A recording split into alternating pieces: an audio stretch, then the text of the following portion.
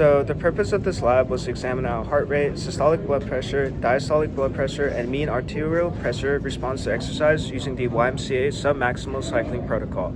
So our two research questions were how heart rate responds to exercise and how blood pressure and mean arterial pressure responds to exercise. So our hypothesis for this research questions was that as exercise intensity increased, heart rate, systolic blood pressure, and mean arterial pressure would also increase. So our subjects participated in the experiment. Heart rate was measured using the polar heart rate monitor, and blood pressure was measured using a BP cuff and stethoscope. So subjects first rested in a supine position for 3 minutes with blood pressure measured during the final minute.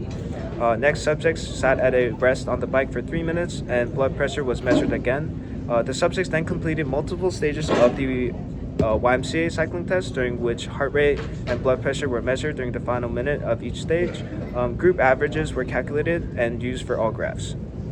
So as exercise intensity increases, heart rate increased progressively across all stages of the test. So at supine rest, the average heart rate was approximately 78 beats per minute, and it increased slightly to 93 beats per minute while rested on the bike.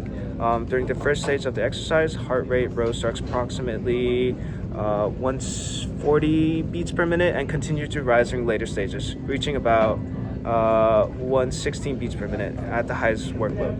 This increase occurred due to withdrawal of parasympathetic nervous system control and increased nervous system activity. As heart rate increased, cardiac output also increased, allowing more oxygenated blood to deliver to working muscles.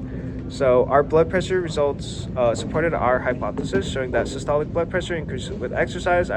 So at rest, average systolic blood pressure was approximately 116 and increased to about 140 by the final exercise stages. Diastolic blood pressure measurements were also recorded throughout the test, and it showed that it also increased. So this pattern occurs because increased cardiac output raises systolic pressure, while vasodilation in the working muscles lowers total peripheral resistance.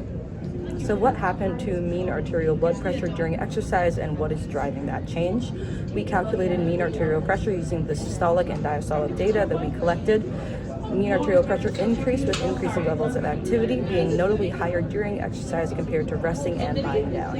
Increases in mean arterial pressure are driven by increased heart rate and sympathetic nervous system activity, both which increase during exercise. The sympathetic nervous system contracts muscles in the artery walls, which decreases their compliance and ups the resistance, and increased heart rate increases the blood flow through arteries.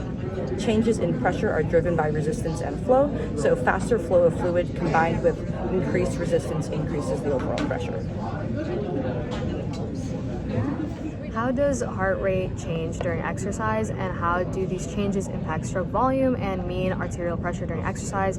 So during exercise, heart rate increases, and these changes impact the stroke volume initially as it increases due to greater venous return from the muscle pump and increased cardiac contractility from sympathetic stimulation. Together, the increases in heart rate and stroke volume cause a strong increase in cardiac output, which in turn raise the systolic BP and mean arterial pressure.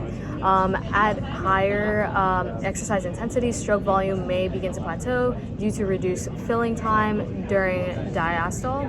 However, cardiac output continues to increase because the heart rate continues to increase as well. So in conclusion, our results did support our hypothesis that heart rate, systolic BP, and mean arterial blood pressure increase with exercise. These changes were driven by increased sympathetic activation, increased venous return, and elevated stroke volume, and increased cardiac output. Although our study was limited because of the small sample size and the difficulty of measuring BP while someone's cycling accurately, our results closely matched what was expected.